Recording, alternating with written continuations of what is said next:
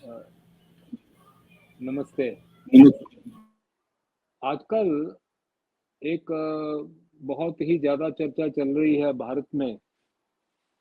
जिन लोगों को इस शब्द के बारे में ज्ञान है वो भी, जिनको नहीं है वो भी, और मीडिया में आती है बात तो सभी उसमें फिर लग जाते हैं। फिर आजकल तो क्या है कि सोशल मीडिया का ज़माना है। ट्विटर और इंस्टाग्राम और व्हाट्सएप और फेसबुक, सबके ऊपर हर व्यक्ति अपना जो है इसके बारे में जानकारी दे रहा है। वो शब्द है हिजाब। मैं मानता हूँ कि क्योंकि इस वक्त पब्लिक डोमेन में है, इसके ऊपर सही तरीके से, सत्यता से, और जो समाज के लिए, देश के लिए, राष्ट्र के लिए जो चीज़ अच्छी है, वो दिशा में और उस बात को ध्यान में रखते हुए, उस पर्सपेक्टिव में इसके ऊपर चर्चा होनी चाहिए। पहले तो हिजाब शब्द के बारे में मैं समझता हूँ कि कोई बहुत ज़्यादा लोगों का ध्यान नहीं है। ये अरबी भाषा का शब्द है, और जो अलग-अलग प्रकार के पर्दे जो इस्लामिक जो रिलीजन है उसने उसमें तजवीज़ जो किए गए उसमें से एक है। जैसे हिजाब है, इसमें निकाब आता है, एक बुर्का है, चादर है, दुपट्टा है। हिजाब जो है ज़्यादा करके लोग इस आजकल कंफ्यूज हो रहे हैं हजार हिजाब और निकाब में। हिजाब में ज़्यादा करके सिर ही ढकने का है, हालांकि सबकी अपनी अपनी इंटरप्रिटेशन है। 1300-1400 साल हो गए इस कानून को बनते हुए, वर्टिकली, हॉरिजॉन्टली, बड़े बड़े इसमें इस्लामिक विद्वान और दूसरे लोगों ने अपनी अपनी बात की है। जैसा जिसको सूट करता है वैसी इंटरप्रिटेशन करता है। पर ज़्यादा करके जो मुंह ढकने की जो एक इसमें पर्दा है वो है निकाब, और पूरा शरीर ढकने का जो एक सिस्टम है वो है बुर्का। तो हिजाब को जो है वो, इसकी थोड़ी बैकग्राउंड हमको समझनी चाहिए कि इस्लाम आने से पहले अरब देशों में गुलामों की प्रथा थी, स्लेव जो है वो ट्रेडिशन चला करती थी।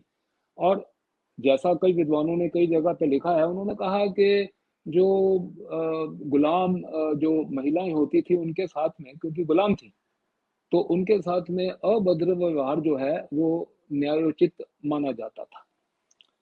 तो अभी मान लीजिए कि कहीं कहीं पर उसके साथ में किसी ने कुछ जो है वो एक गैर इंसानी व्यवहार किया हो, तो ऐसा ही जो नॉन स्लेव वुमेन थी, जो समाज में प्रतिष्ठित घरानों से थी, उनको भी कई बार गुलाम समझ करके उनके साथ में इस प्रकार का व्यवहार होता था। और उस बात को रोकने के लिए एक ड्रेस कोड जो है वो उस वक्त इंट्रोड्यूस किया गया कि आप, ताकि आप जब बाहर निकलती हैं तो आपके साथ साथ में इस प्रकार का कोई व्यवहार ना हो।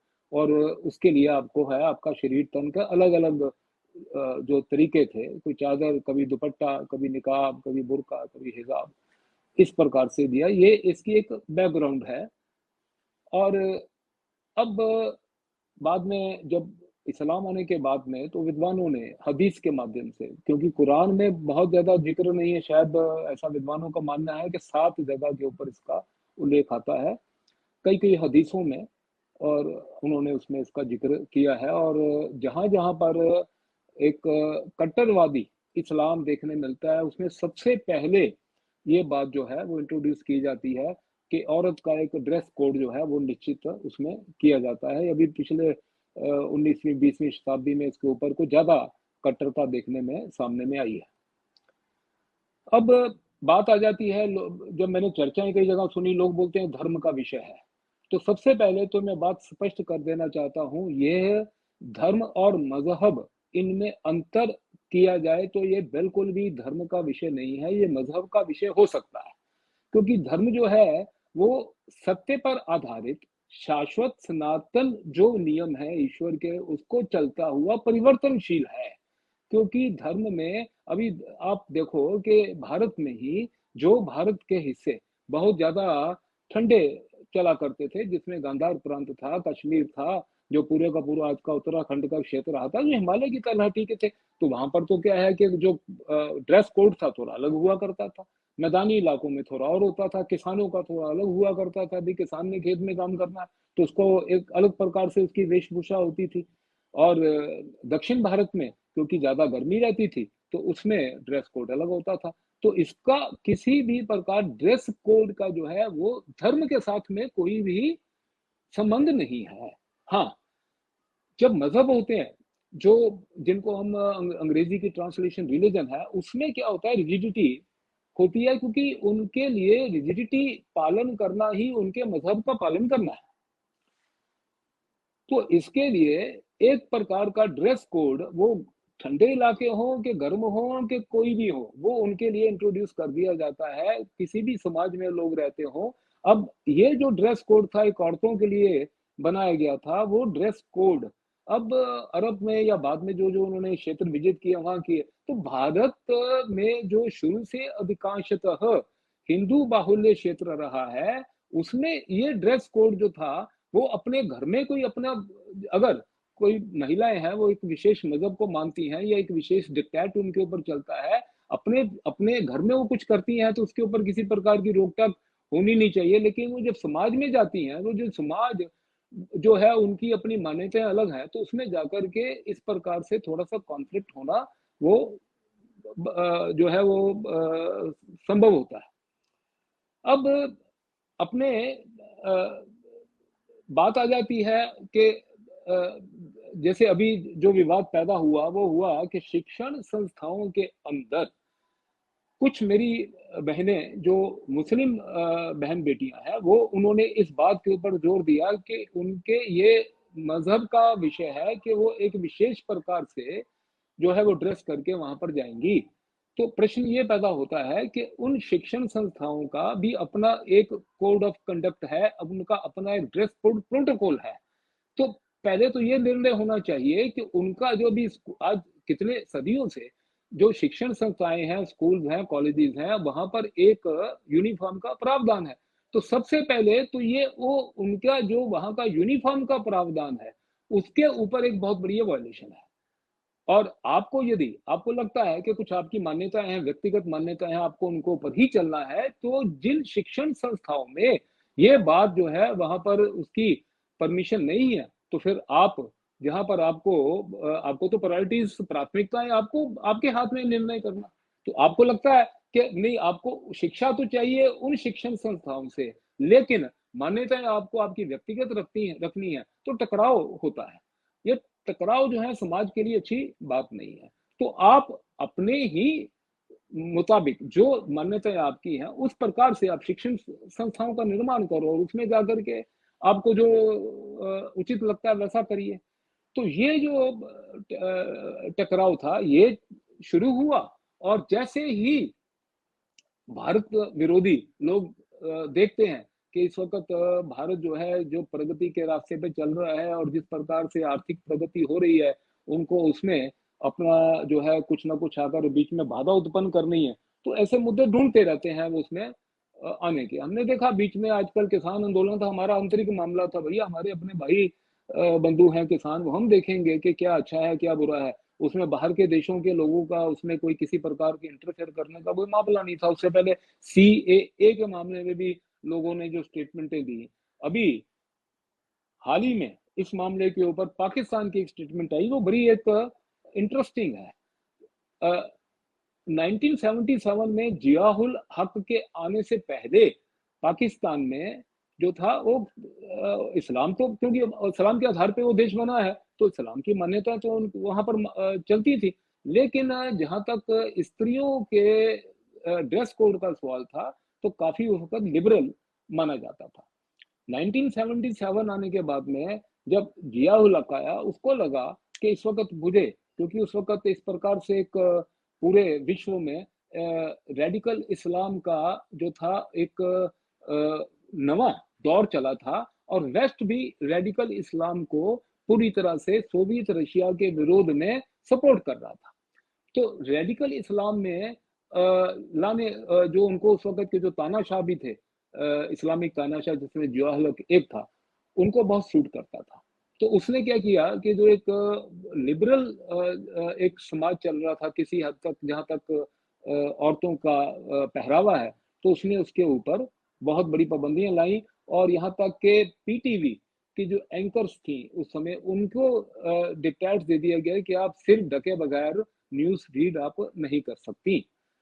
अब ये चलता रहा 1989 में, उसके देहांत तक ये चीज़ हुई। तो मैं एक प्रश्न ये पूछता हूँ कि आप उन्होंने एक चीज़ इंट्रोड्यूस कर दी थी, तो आज जब पाकिस्तान के भीतर में वहाँ का जो एक लिबरल तबका है, या वहाँ की आज वहाँ 100 न्यूज़ चैनल है, तो वहाँ की 100 न्यूज़ चैनल में से 99 न्यूज़ चैनल की जो इस वक़्त मेरी माताएँ-बहनें वहाँ पर आती हैं न्यूज़ रीड करने के लिए, जो एंकर्स हैं, वो क्यों नहीं वो कोड का पालन करती जो उस वक़्त जिया उल हक ने इंट्रोड्यूस किया था।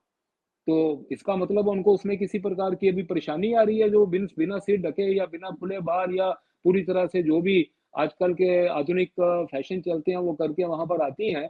तो उनको ये बात ज़रूर महसूस हुई होगी कि पूरे विश्व में जिस प्रकार से महिलाएँ, उनका एक पहरावा चल रहा है, या एक जिसको कहते हैं ना कि एक डिसेंट ये नहीं है कि अभी आप 2 एक्सट्रीम्स हैं। एक एक्सट्रीम है कि आप बिल्कुल सी नग्नता प्रदर्शन करिए, वो भी खराब है, और ये भी है कि बिल्कुल आप अपने आप को ढक कर के आ जाओगे, वो भी समाज उसको जो है स्वीकार नहीं करता।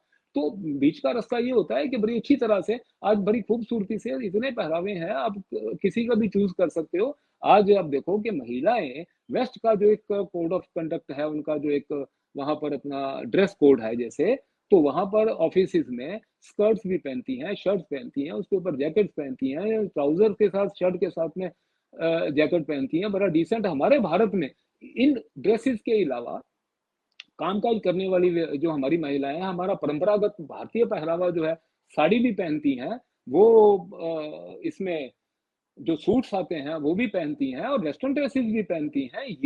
ये जो स्वतंत्रता है, मैं मानता हूँ ये नारी का एक आधारभूत अधिकार है। इससे हम उसको वंचित नहीं कर सकते। जब कोई किसी मज़हब के नाम पर या किसी एक विचारधारा के नाम पर महिला समाज को यह बात जो है मजबूर किया जाता है कि नहीं, आपको ऐसा ही पहनना है, ऐसा ही खाना है, आपके साथ में मर्दों का व्यवहार ऐसा ही रहेगा और आपको चुप रहना है, तो मैं मानता हूँ कि विश्व की आधी आबादी जो है वो तो महिलाएँ हैं, तो विश्व की आधी जनसंख्या के साथ में जो बहुत बड़ा दुर्व्यवहार हो रहा है, तो जो ये महिला संगठन है, वो बाकी इधर-उधर तो इतना शोर मचाते रहते हैं। लेकिन जब ऐसी बात आती है जिसके साथ में मज़हब जोड़ दिया जाता है, तो चुप हो जाते हैं। आज मैं एक उदाहरण देता हूँ आपको, मलाला यूसुफ़ज़ई है, उस बेचारी को तो गोली मारी गई थी तालिबान के इसलिए कि वो थोड़ी-सी स्वतंत्र जो है विचारधारा रखती थी। बच गई, बचने के बाद में आज सेलिब्रिटी हो गई, और आज जब बंगलौर का ये इंसिडेंट होता है, जिसमें जो है वो हिजाब के ऊपर बहुत बड़ा एक बवंडर खड़ा कर दिया गया, वो हिजाब के पक्ष में आती है। तो इसका मतलब है ये सारी बातें पॉलिटिकल है, कि जो नोबेल प्राइज़ दिया जाना या किसी एक, तो इसका मतलब है कि उस वक़्त उसको, मलाला यूसुफ़ज़ई को वेस्ट ने खड़ा किया था तालिबान के विरोध में, लेकिन आज उसी मलाला यूसुफ़ज़ई को वो इस्तेमाल कर रहे हैं, जो भारत की हमारी आंतरिक जो हमारी व्यवस्था है, हमारे आंतरिक मुद्दे हैं, उनके विरोध में। तो ये सारी बातें जो है, इसके लिए सबसे पहले तो हिपोक्रेसी, जो दुनिया के जितने भी मानवाधिकार के संगठन हैं या बाकी के, जो उनको तो सबसे पहले तो हिपोक्रेसी छोड़नी पड़ी, छद्मता छोड़नी पड़ेगी। अगर किसी महिला का अधिकार है, वो क्या पहने क्या ना पहने, उसको एक मुल्ला या मौलवी आकर या कोई भी दूसरा धर्माचार्य अगर बोले नहीं तुमको ऐसा ही पहनना चाहिए, तो उससे बड़ा उसके अधिकारों का हनन और क्या होगा। तो ये बात जो है, ये अपने को समझनी चाहिए। दूसरी बात, आज के समय आप देखो कि इतना, जैसे जिस प्रकार का दुनिया में सिक्योरिटी का वातावरण चल रहा है, पूरे विश्व में, सिर्फ भारत की मैं बात नहीं कर रहा, पूरे विश्व में, और 26 के 9/11 होने के बाद में तो अमेरिका में तो यहाँ तक होने लग गया कि सेलिब्रिटीज़ भी जाते थे, तो उनको भी वहाँ पर एयरपोर्ट के ऊपर पूरी तरह से निर्वस्त्र करके उनकी जो है फ्रिस्किंग होती थी। तो ऐसी सिक्योरिटी वातावरण में, जहाँ जगह-जगह पर सीसीटीवी कैमरे लगे हैं, और उनकी भूमिका जो है बड़ी स्पष्ट है कि कोई भी काम अगर होता है तो पहले तो लोग डर करके कि भी मैं सीसीटीवी में पकड़ा जाऊँगा, तो गलत काम डर के मारे भी करते नहीं हैं, और दूसरा, अगर कुछ होता है तो सीसीटीवी पकड़ में आ जाता है। तो मुझे बात बताइए, जब आपका चेहरा पूरे का पूरा कवर होगा, तो सीसीटीवी उसमें क्या पकड़ेगा? उसके लिए तो वो ये तो चोर चोर लुटेरों की होगी ना। जो आज देखो हमारे पास कितने वीडियोस देखने में मिलते हैं जिसमें के एटीएम के ऊपर डकैत जाए, उनको पता है एटीएम के अंदर एक सीसीटीवी का कैमरा लगा है, लेकिन वो चेहरे के ऊपर रुमाल बांध के जाते हैं कि हम पहचान में ना आ जाए। तो ये जो चेहरा ढका होना है, इसका सीधा सीधा जो टकराव है, जो कॉन्फ्लिक्ट है, वो सिक्योरिटी चैलेंजेस के साथ में है। श्रीलंका में हुआ हाल ही में, श्रीलंका में जो 2 साल 3 साल पहले जो बॉम्ब ब्लास्ट हुए, जो उन्होंने जगह जगह के ऊपर हुए, उसमें तो क्या हुआ कि जो आतंकवादी थे, जो सुसाइड स्क्वाड के मेंबर थे, वो बुर्का पहन करके आए। मर्द आदमी औरतों का बुर्का पहनकर आकर के वहां पर ब्लास्ट करके चला गया। उसका नतीजा ये निकला कि श्रीलंका ने सबसे पहले अपने यहाँ पर बुर्का बैन कर दिया। तो सिक्योरिटी की जो समस्याएं हैं, ये सभ्य समाज में रोज नए नए चैलेंजेस उत्पन्न होते हैं। उनको यदि हम ये ना माने, ये बोल करके कि नहीं मेरा मजहब जो कहता है, मेरा रिलीजन कहता है ऐसा नहीं है, मैं ऐसा नहीं करूंगा, तो वो चीज फिर क्या होता है, समाज में टकराव पैदा होते हैं, जो समाज के लिए अच्छी बात नहीं है। यहाँ हाल ही में पुणे में भी एक घटना हुई कुछ साल पहले। कुछ महिलाएं किसी एक जौहरी की दुकान पर आई, उन्होंने बुर्का पहना था, उसके ग्राहक थे, उसने सम्मान सहित उनको बिठाया और जाते टाइम पर बुर्के की आड़ में कुछ वहां से सोने के आभूषण जो है चोरी करके ले गए। ठीक है, अब उसने देखा कि भाई मेरे यहाँ तो बहुत ज्यादा ग्राहकों का आना जाना है, कल को अगर उसके चेहरे ही कवर नहीं होंगे तो मेरा सीसीटीवी कैमरा क्या देख पाएगा किसने किया। तो उसने एक वहां पर लिख करके लगा दिया कि आपका जो ड्रेस कोड है उसका हम सम्मान करते हैं, लेकिन कृपया दुकान पे आने के भीतर आप आपका चेहरा जो है वो आप अनकवर कर दीजिए। लेकिन उसका वापिस से जो ये दुकानें चलाते हैं मजहब की, उन्होंने उसका प्रतिरोध करना शुरू किया और उसका वहां पर अपना पूरे मुस्लिम समाज में ये फतवे जारी कर दिए कि फला फला जो ज्वेलर है वो एंटी मुस्लिम है, तो उसकी दुकान पर नहीं जाना चाहिए। तो यह चीजें जो है, जो आर्थिक प्रश्न है, जो प्रश्न सामाजिक है, इन और जो सिक्योरिटी के प्रश्न है, उनको कभी भी मजहब के साथ में यदि कॉन्फ्लिक्ट आता है, तो मैं तो ऐसा मानता हूं कि देश राष्ट्र चल ही नहीं पाएंगे। कि यदि आप किसी की व्यक्तिगत या उनके अपनी मजहबी मान्यताओं के सामने आपके देश के हितों को आप जब निछावर करने लग गए। एक बात मैं मानता हूं, क्योंकि हमारे संस्कार जो है हमारी ताकत है, भारत के संस्कार हमारी ताकत है, और हम अपनी ताकत को बरकरार रखना चाहते हैं। हमारी ताकत, हमारे संस्कार ये है कि आप किसी भी मजहब की महिला हो, लेकिन जब हम ये कहते हैं यत्र नार्यस्तु पूज्यन्ते रमते तत्र देवता, तो नारी जो है वो केवल ये नहीं है जो हिंदू है, वो नारी पूरी विश्व की नारी मेरे लिए मेरी माँ है, मेरी बहन है, मेरी बेटी है। तो मेरी यहाँ की जो बेटियां हैं, जो मेरी बहनें हैं, मुस्लिम मजहब से जो संबंध रखती है, मैं उनको हाथ जोड़ करके प्रार्थना करता हूं कि आप पूरी देखिए, जहां तक किसी भी धर्म की अच्छी बातें हैं, वो तो समाज को अच्छा करने के लिए, देश को आगे बढ़ाने के लिए, मानवता के लिए होती हैं। वो आप उनका पालन तन मन से करिए, जोर से करिए। लेकिन जब कोई ऐसी बातें जो आपको लगता है कि समाज के भीतर में समाज की तरक्की के लिए जो ठीक नहीं है, वो उनका आपको प्रतिरोध करने का भी अधिकार है। अभी हाल ही में 3 तलाक की बात हुई। अब 3 तलाक तो सबको पता है कि ये कि कोई जर खरीद गुलाम थोड़ी है महिलाएं आदमियों की। जब दिल किया शादी कर ली, जब दिल किया उसको तलाक दिया। तो न्यायिक एक व्यवस्था होती है ना। तो जिस प्रकार से उसमें उनको लगा कि ये 3 तलाक जो है हमारे हित के विरोध में है, उन्होंने अंदर से, ऊपर से क्योंकि क्या होता है कि जो धर्माचार्य होते हैं किसी समाज की, उनकी पकड़ बहुत जो होती है उसमें जबरदस्त होती है। ऊपर से भले ही नहीं, लेकिन मन से, अंतरात्मा से तो उन्होंने ये बात को जो है आशीर्वाद ही दिया होगा उन लोगों को, जिन्होंने उनके लिए ये 3 तलाक की जो कानून है वो अपना धार्मिक कानून खत्म किया और जो देश का कानून उनके ऊपर लागू किया। इसी प्रकार से ये भी प्रथा जो है, इसमें एक बात मैं स्पष्ट करना चाहता हूँ मेरी माता बहनों को। देखिए, दुनिया में 56 के करीब इस्लामी देश हैं। जो ऑर्गेनाइजेशन ऑफ इस्लामिक कंट्रीज के जो सदस्य हैं, उसके अतिरिक्त बहुत से देश ऐसे हैं, जैसे भारत है, ओआईसी का सदस्य नहीं, लेकिन भारत में 20 करोड़ मुसलमान है। इस प्रकार से यूरोप में बहुत से देश हैं जिसमें जो ओआईसी के बिल्कुल सदस्य नहीं है। आधा यूरोप उसमें बढ़ा हुआ है, जिसमें 5% 10% मुस्लिम पॉपुलेशन है।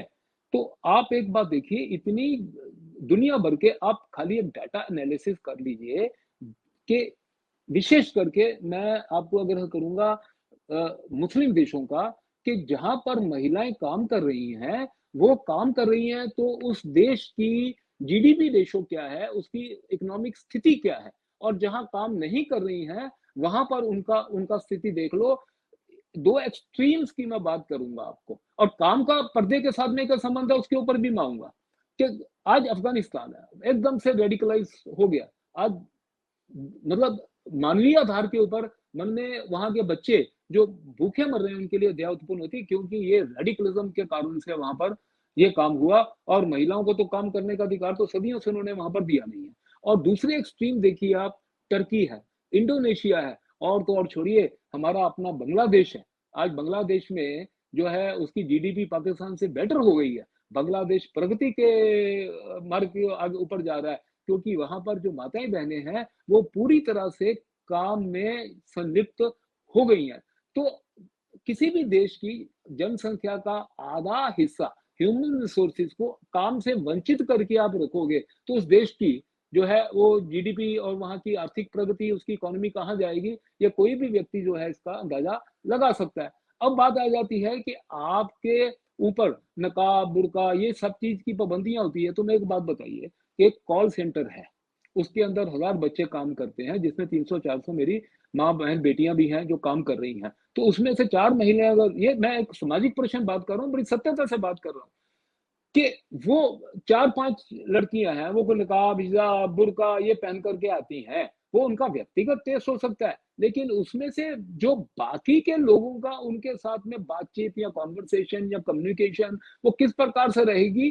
क्योंकि जब तक ये आज हम सब काम जो है, अभी कोरोना हुआ मान लीजिए, तो कोरोना में हमारा आपसे एक-दूसरे के साथ में फिज़िकल किसी के साथ प्रेज़ेंस जो नहीं होती, वर्चुअल करते, तो वर्चुअल पे हम लोग खाली ऑडियो पे बात क्यों नहीं करते थे? हम वीडियो पे क्यों बात करते थे? वेब कॉन्फ्रेंसिंग सब वीडियो पे क्यों होती थी? और ये सब होने के बाद में सब ऑफ़िसेज़ में जब जल्दी से जल्दी जैसे ही कोरोना खत्म हुआ है, तो फिज़िकल प्रेज़ेंस क्यों लोग आग्रह कर रहे हैं?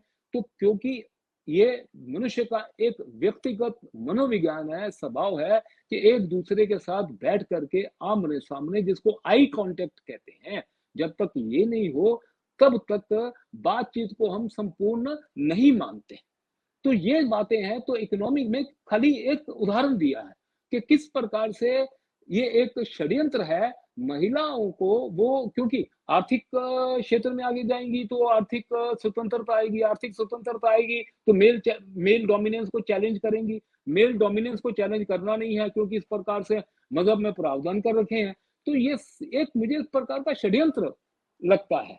तो इस सारी बातों को जो है मेरा आग्रह है, विशेष करके मेरी बहन-बेटियों से, जो मुस्लिम समाज से संबंधित हैं, कि आप इसको थोड़ा बड़े, जिसको कहते हैं, इल्म की रोशनी में देखिए, और जो चीज़ आपके लिए अच्छी है, वो करिए। किसी के क्योंकि 1000-1500 साल पहले बात कह दी गई थी, वही आज अपने को करनी है, तो वो बात जो है, वो अपने लिए, समाज के लिए, हमारे परिवार के लिए, देश के लिए, वो मैं समझता हूँ ठीक नहीं है। इसके साथ ही मैं अपना आज का अभिवादन जो है वो समाप्त करता हूँ। धन्यवाद।